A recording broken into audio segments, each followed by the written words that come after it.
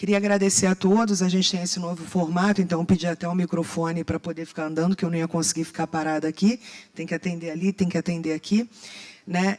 14º ano, e essa ideia de fazer sobre retrofit, sobre obras, no grande volume que a gente tem de condomínios para atender, né, em refazimento de impermeabilização. Esse nome retrofit é muito bonito, né, uma coisa muito mais marquetosa, né, mas é a questão do refazimento. Então, como aqui é um seminário, né, não é um simpósio, eu não vou me prender a não falar de fabricantes, tá, gente? Então, quando eu tiver que falar de algum nome de fabricante, eu vou falar, até porque são associados, são apoiadores, estão sempre do lado da gente, auxiliando aqui, né, e todos os fabricantes têm uma parceria técnica com os executores, com os projetistas, em poder atender. Então, nada melhor do que quando você apresenta um case, você também dá valor a quem está te apoiando ali, né? Então, vamos falar um pouquinho, esse case 1 é sustentabilidade e manutenibilidade, as vantagens e as desvantagens das proteções mecânicas. Eu poderia começar essa palestra, ou fazer uma palestra falando de novos sistemas de impermeabilização, né, para retrofit. Eu poderia falar de sistemas de impermeabilização versus vida útil de projeto, mas tem uma coisinha que está me coçando há muito tempo, que se chama as proteções mecânicas e as camadas auxiliares que estão sempre em cima da camada impermeável, danificando ela. Tá? Então, é uma coisa que eu vejo muito em obra, e eu queria trazer isso para vocês, que nem sempre somente uma camada separadora, ela impede a proteção mecânica de fazer os esforços sobre essa camada impermeável. Então, o fabricante vai lá, te dá uma vida útil de referência de 15 anos, só que você faz uma proteção mecânica, eu já vi em obra, de 10 centímetros de concreto em cima de um filme de polietileno, que quando o cara espalhou, ele jogou o filme de polietileno um para lá e outro para cá. Né? Então, a proteção mecânica fica direto em cima da impermeabilização, cortando essa camada impermeável. Tá? Então, queria trazer um pouquinho aqui para vocês o que a gente encontra no dia a dia. Isso era em um condomínio, uma laje de cobertura de um prédio. Eu tinha um trecho de manta aluminizada, todo mundo condena, mas na hora é o que salva muitos. No outro trecho desse mesmo condomínio, eu tinha uma manta ardoseada, isso em cima da proteção mecânica existente. Tá? No outro, eu tinha uma argamassa com aditivo. E, para finalizar, eu tinha uma emulsão asfáltica aplicada aqui. Lembre-se, emulsão asfáltica de impermeabilização, não é de imprimação. Nós temos duas normas diferentes, uma que é para imprimação e outra que é para impermeabilização. Então, a gente tem que ficar sempre de olho na norma que a gente vai se atentar. Uma é 9... O Tiago, que é bom nas normas, está aí. Mas, se eu não me engano, uma é 9685 e a outra é 9686. Se eu estiver errado, o Tiago pode me corrigir. O Ricardo falou que está ok. Tá? E está aí. Por que aquele condomínio fez a impermeabilização por cima da proteção mecânica? Né? Porque ele não queria isso aí. Ele não queria colocar essa quantidade de onde ele demole, ele tira, onde ele joga. Nessa obra, a gente pegou 320 metros cúbicos de demolição. Estou falando de volume sem empolamento. Falei que não ia falar palavras muito técnicas, nem ia fazer cálculos aqui, mas é porque a gente ou calcula, tem essa demolição que a gente calcula na espessura, mas a gente tem todo o empolamento, que isso vai dar um volume muito maior. Né? Então, só de enchimento, eu tinha 212 metros quadrados, tá? E de revestimento, desculpa, gente, entrou um erro ali, é metro cúbico, tá? Corrige meu erro depois ali. De enchimento, desses 320 de demolição, 212 metros cúbicos era de enchimento, proteção mecânica, 75 metros cúbicos, e revestimento eram só 33. Por que a gente condena tanto uma impermeabilização feita em cima de uma proteção mecânica? Mas aqui no Brasil, né? Lá fora ainda fazem um pouco. Então, no projeto novo, nós tiramos toda a parte de enchimento, para não voltar com aquele enchimento de novo. Criamos alguns desníveis, não consideramos rampa, porque a gente atendeu na norma, foi ganhando grandes áreas. Aqui foi um parceiro que executou, foi a Impergold, tá? A executora aplicadora associada. Material usado aqui foi da Texa, tá? Todo o material da Texa utilizado nessa obra, tá? Aqui nós temos uma outra situação, questão de proteção mecânica também. O contrapiso, ele é uma proteção mecânica da impermeabilização.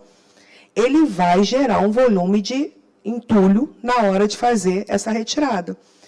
Então, por que não fazer contrapisos com espessuras corretas que atendam ao desempenho da obra, sem precisar fazer contrapisos tão espessos? Fino demais também não dá, porque você vai ter problema de empenamento, entre outras situações. Porque na hora de fazer a demolição, isso vai ser um problema para você também. Essa obra aqui é da Primer, né? O Renato Giro, proprietário, executora Primer. Aqui foi utilizado o material da Vedacity, tá? Manta asfáltica da Vedacity. Só que, qual a diferença dessa obra? A diferença dessa obra é que... Opa! Não tenho o negócio de apontar. A diferença dessa obra foi que a Primer já trabalha com o sistema de trituramento, de trituração do entulho para fazer proteção mecânica. Isso vocês vão ver mais amanhã. Esse processo todo na palestra do Renato. Tá? Então, não é a primeira obra que a gente trabalha dessa forma, triturando todo o entulho, tá? Parte do entulho, para poder fazer uma proteção mecânica ou um contrapiso. Tá? Questão de sustentabilidade também, né? Porque para você tirar isso daqui, né? E aonde você vai ter o descarte, que a gente não quer saber onde é o descarte, né? A gente paga para o caminhão levar, ele diz que é uma coisa, mas a gente não sabe mesmo se é aquilo, né? Então, vamos lá. Aqui é o vídeo da câmara de trituração, tá? Onde você tem o equipamento que tritura, né, todo esse entulho, e aí você pode conseguir o tamanho do agregado que você quiser, tá? E aí, conforme você vai triturando mais, você vai chegar ao ponto de ter uma areia, né? Mas você pode ter uma brita, né? E uma das coisas que eu falo, né, aqui tem toda a parte acústica, isso aqui é a porta aberta, tá? Ela é toda acústica, você está no PUC, na área de lazer, você não escuta o barulho da máquina triturando. É surreal, é perfeito, não causa problema nenhum. Esse pó que vocês veem, né, suspenso no ar, está só dentro da câmara, não está do lado de fora, tá? Isso é perfeito. E aí? Mas brasileiro ama proteção mecânica. Ele não pode ver uma impermeabilização que ele fala assim, não, mas o outro vai vir, vai ferir, vai machucar. Realmente, em alguns lugares a gente precisa da proteção mecânica, seja ela feita pelo contrapiso, ou por uma argamassa de cimento e areia, ou às vezes por um outro tipo de gel composto, né? Ou às vezes até com piso, né? A gente tem um fabricante aqui, já falei que eu não vou me limitar a falar nome de fabricante, eu vou enaltecer todo mundo, porque é todo mundo que ajuda a gente. Né? A gente tem aqui a Diprotec, que está aqui do lado, ela tem uma manta, né, que é uma manta de poliolefina, que você aplica, polietileno, que você aplica diretamente o piso em cima dessa manta, sem precisar de proteção mecânica. Então, se alguém tiver dúvida, é ali no stand da Diprotec. Muito interessante, sistemas diferentes da área de áreas internas cobertas com pouca movimentação, para uma área de terraço você tem materiais diferentes. Mas também é um tipo de material que já atende uma sustentabilidade. Tá? No caso dessa daqui, quem da apresentação sabe se eu consigo botar uma luzinha aqui, um fecho? Tá bom. Vamos lá, então. O que aconteceu nessa obra? Essa obra foi interessante, que quando eu cheguei e bati o olho nela, eu já vi que tinha um problema de movimentação da proteção mecânica, danificando o rodapé. Aqui. Só que quando eu olhei, eu vi as juntas de dessolidarização e movimentação. Aí eu falei, já sei qual é o problema. Cheguei para o cara e falei assim, olha, quebra a periferia, que é onde eu via que estava o problema, quebra a periferia. Descarregou? Descarregou. Oi?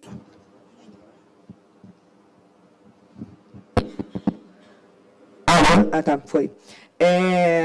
Quebra a proteção mecânica, que eu tenho certeza que o cara passou o vergalhão, a colher de pedreira ou o cabo de vassoura na junta de movimentação para fingir que era uma junta. Não, passamos. Não passou. Por que a gente percebia que ele não tinha feito? Por que eu tinha essa certeza que ele não tinha feito? Aqui, nesse trecho, você enxerga que um fissuramento da placa corre para o outro lado? Isso demonstra que ele bateu tudo, isso aqui fissurou, e depois ele deu um cortezinho aqui, ele foi ajeitando isso aqui. Né? Eu falei, cara, isso aqui foi concretado tudo junto, ele só cortou isso depois, e não dá, ou marcou isso depois, né? E vamos ver no que vai dar. Corta a periferia. Por que eu pedi para cortar a periferia? Primeiramente, porque quando a gente fez toda a análise embaixo, né, pedi para arrancar o forro, tudo, eu não confio só em câmera termográfica, eu confio também na gente olhando o olho da gente, a gente vê que tinha uma concentração muito grande de água parada sempre nas periferias, tá? E é onde realmente aconteceu a maior parte da infiltração. Eu trabalho para construtora, né? Eu não trabalho com perícia, eu trabalho para construtora. Então, antes de mandar demolir tudo, eu vou sempre preservar o bolso do meu cliente. Então, eu não ia mandar quebrar tudo. Eu vou tratar pontualmente uma obra que estava em garantia ainda, tá? Então, pedi para quebrar toda a periferia para a gente refazer, tá? Vamos lá. Bingo. Quando a gente olhou, primeiramente, por que a gente chamou de jogo dos 7 erros? Que era tanto problema de execução, mas tanto problema de execução, que a gente viu que, assim, quando quebrou, a gente já viu que o negócio ia dar problema. Quem fez a proteção mecânica? O construtor, não foi o executor da impermeabilização. Tá? Isso é uma das coisas que você tem, um dos critérios que você tem na tabela, na planilha de vida útil de projeto, quando você preenche do IB, né? A questão de quem vai fazer essa proteção mecânica, se é o executor, se é uma empresa especializada, se não é, isso vai subir ou diminuir teu fator na hora da tabela, e aí você vai ter uma vida útil de projeto menor. Isso também, essa situação também é um dos quesitos que tem dentro da planilha. Tá? Olha o que aconteceu, o isolamento térmico, né? Em volta, ele fez uma massa, ele não botou isolamento térmico nas bordas, tá vendo? Isso a gente pega em várias obras, tá? E a tela da proteção mecânica também estava lá embaixo, que é o que a gente mais vê, não botar espaçador. E olha lá, bingo. Olha o que ele fez. Ele marcou a junta de movimentação, ou foi numa colher, ou foi num cabo.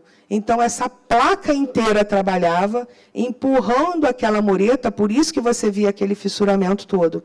E, realmente, a gente só tinha ponto de infiltração em todo o beiral, em toda a platibanda. Isso é muito comum. Por isso que eu queria trazer esse tipo de tema para essa palestra, né?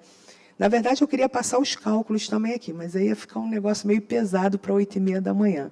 Né? Mas todo rejunte que você tem uma junta de movimentação, toda a proteção mecânica que você tem uma junta de movimentação e dessolidarização, existe um cálculo para você fazer. Isso depende até da absorção da temperatura que esse material tem.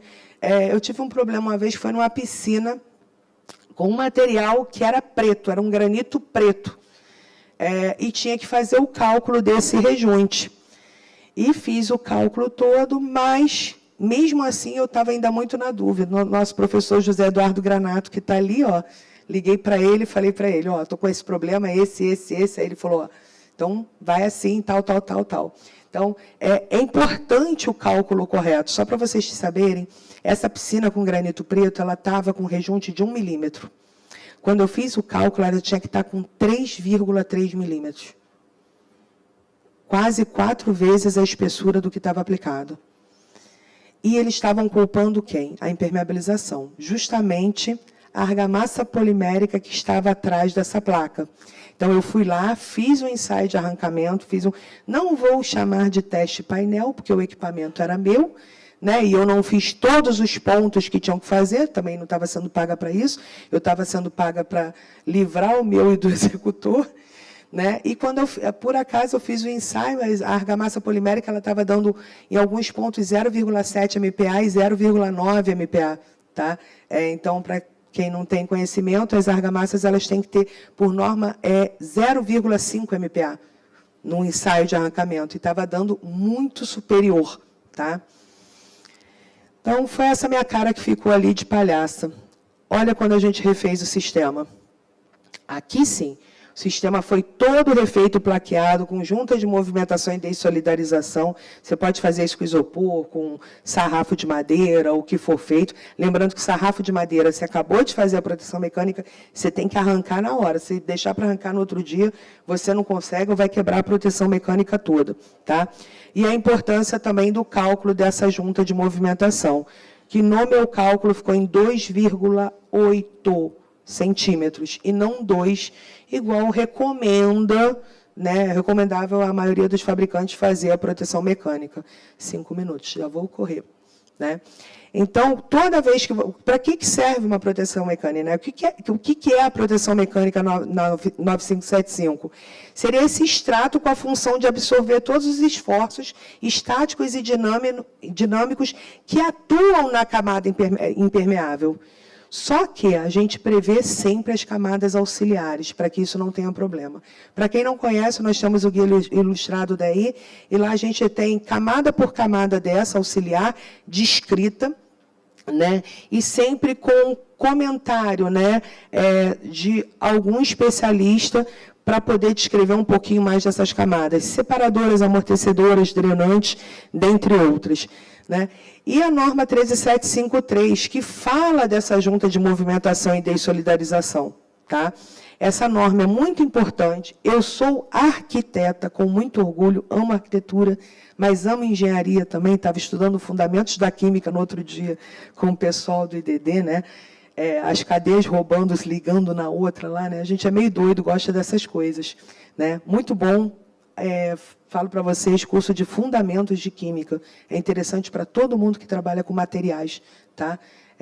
Um curso rápido, 16 horas, 4 dias, mas que é fundamental para quem trabalha com material e obra. Então, assim, quando a gente está trabalhando com revestimentos, proteções mecânicas, contrapisos, tudo, o arquiteto ele não quer saber dessa junta.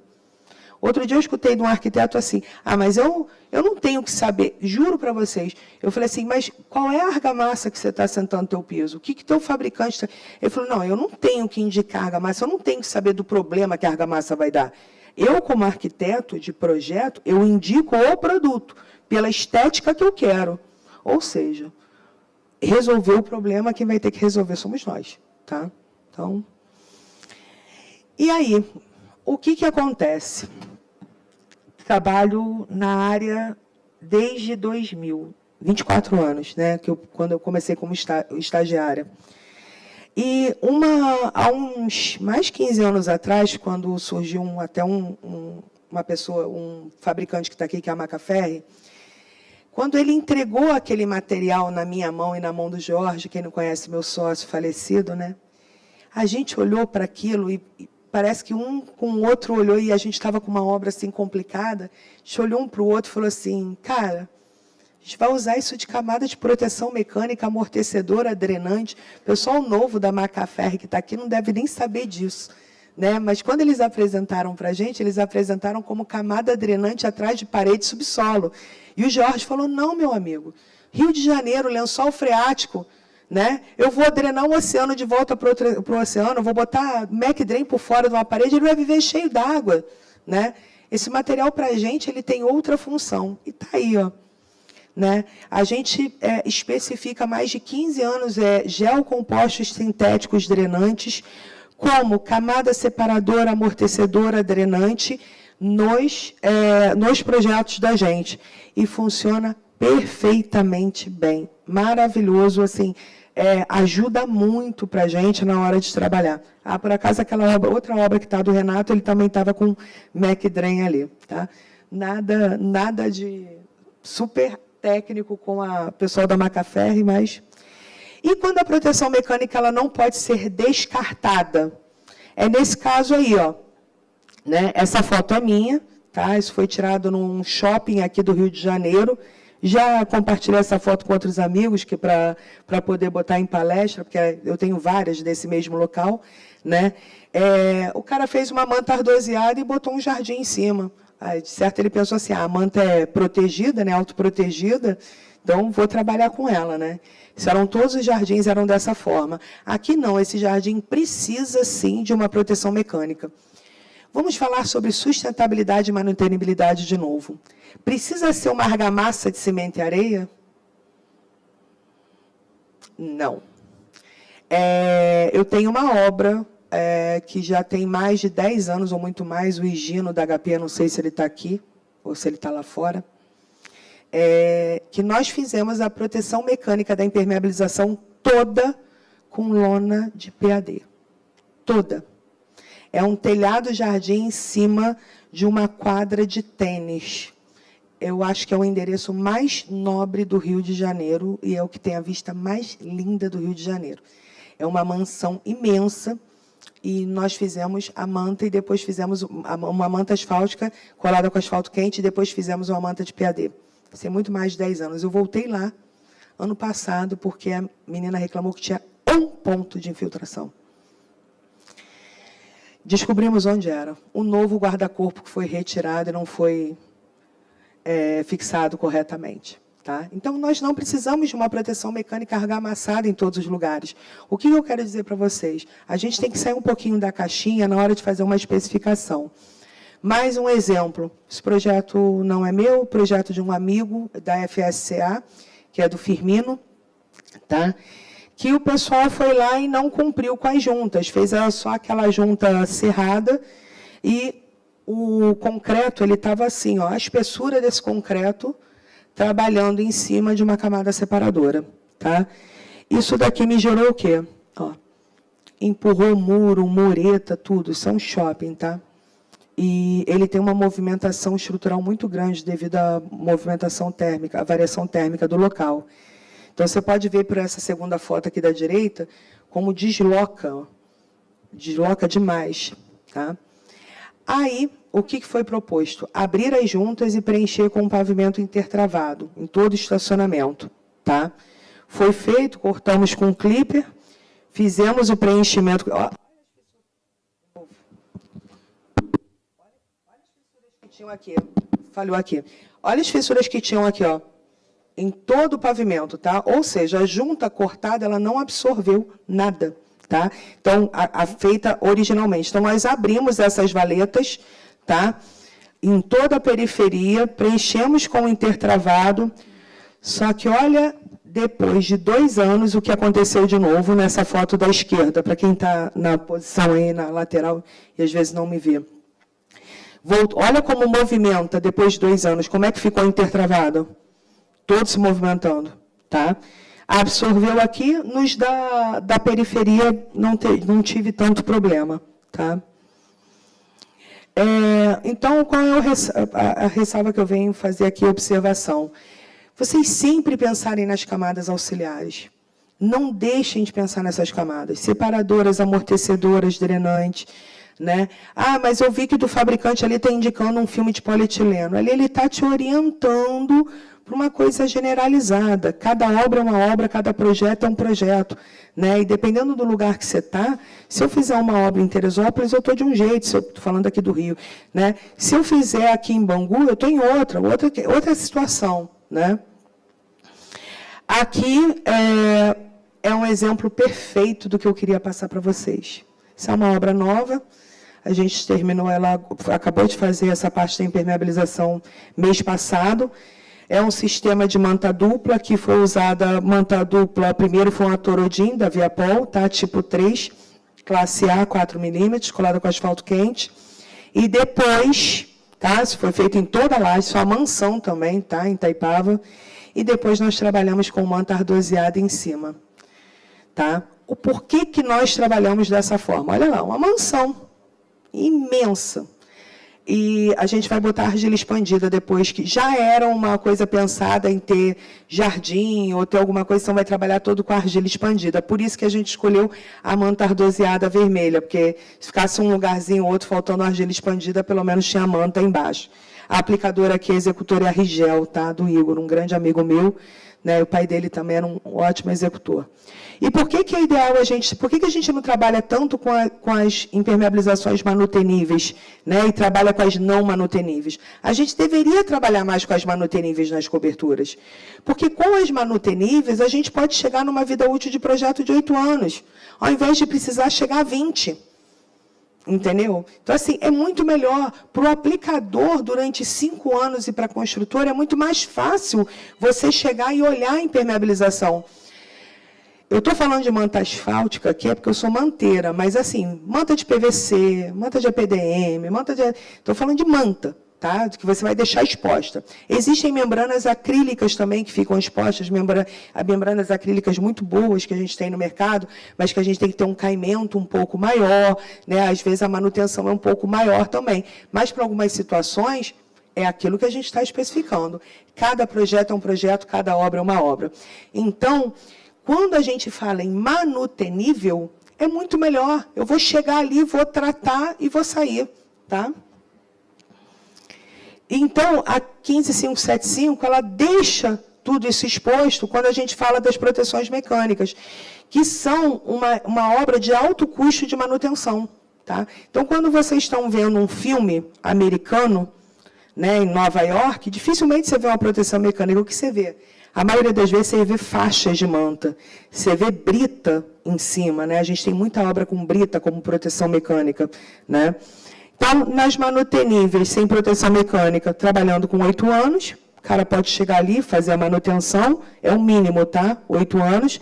A gente vem para o intermediário 10 e o outro 12 anos superior, que é de vida útil de projeto, tá? E quando a gente trabalha com as não manuteníveis, a gente tem um mínimo de 20 anos para atender, tá?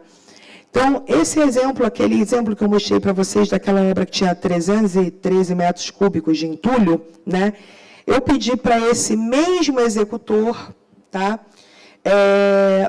Não, essa daqui que eu botei foi outra. Essa foi a da casa, aquela casa gigante.